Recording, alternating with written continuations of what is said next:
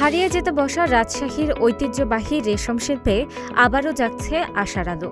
গবেষণা, প্রযুক্তি ও আন্তর্জাতিক সহযোগিতার মাধ্যমে এই শিল্পকে নতুন করে ঘুরে দাঁড় করানোর উদ্যোগ নেওয়া হয়েছে। রেশমের সুদিন ফিরলে একদিকে যেমন বাড়বে কর্মসংস্থান, অন্যদিকে রপ্তানির মাধ্যমে আসতে পারে বৈদেশিক মুদ্রাও। বহুকাল ধরেই রেশমের জন্য আলাদা পরিচিতি রয়েছে রাজশাহীর। একসময়ে আভিজাত্য আর সৌন্দর্যের প্রতীক ছিল এখানকার রেশম। দক্ষ কারিগরদের হাতে রেশমি সুতা থেকে তৈরি হতো নানা ধরনের আকর্ষণীয় পোশাক। তবে সময়ের সঙ্গে নানা সংকটে ধীরে ধীরে ম্লান হতে থাকে এই ঐতিহ্যবাহী শিল্পের জৌলুস।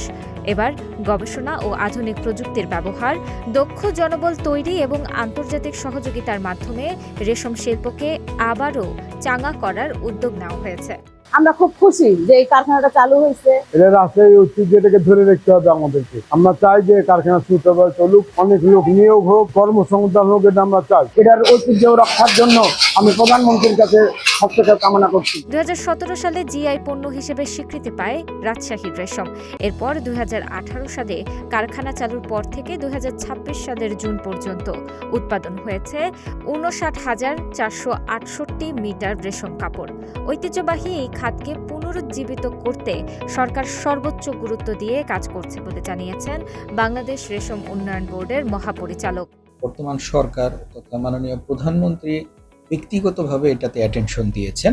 এই হারানো ঐতিহ্য কিভাবে ফিরিয়ে আনা যায়, এর জন্য বাংলাদেশ যে বিডা আছে, বিডাকে এনগেজ করেছেন, যথাযথ নির্দেশনা দিয়েছেন যে কি করে এর হারানো ঐতিহ্য ফিরিয়ে আনা যায়। সেই লক্ষ্যে আমরা বেশ কিছু কার্যক্রম গ্রহণ করেছি। কর্মসংস্থানের একটা সুযোগ তো অবশ্যই সৃষ্টি হবে এবং আমরা আমাদের যে এই রেশম বোর্ডের যে বাংলাদেশে যে স্থাপনাগুলো রয়েছে এগুলার সর্বোচ্চ ব্যবহার নিশ্চিত করার জন্য আমরা ব্যবস্থা নিয়েছি।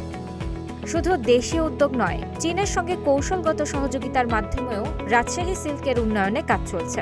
গবেষণা, আধুনিক প্রযুক্তি, দক্ষ মানব সম্পদ তৈরি এবং আন্তর্জাতিক বাজার সম্প্রসারণে চীনের অভিজ্ঞতাকে কাজে লাগানোর কথা জানিয়েছেন বস্ত্র ও পাট প্রতিমন্ত্রী। মাননীয় প্রধানমন্ত্রী অত্যন্ত আগ্রহী এবং এই জিআই পণ্য রাজশাহী শুধু এটা না, বাংলাদেশের একটা ঐতিহ্য।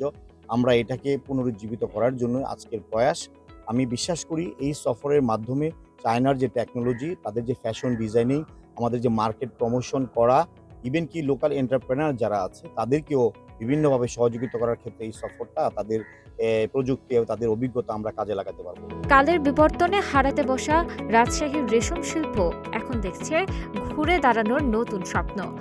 সরকারি উদ্যোগ, আধুনিক প্রযুক্তি ও আন্তর্জাতিক সহযোগিতা যদি সফলভাবে কাজে লাগানো যায়, তাহলে শুধু ফিরবে না হারানো ঐতিহ্য, এই শিল্প হয়ে উঠতে পারে নতুন কর্মসংস্থান ও বৈদেশিক মুদ্রা আয়েরও বড় সম্ভাবনা।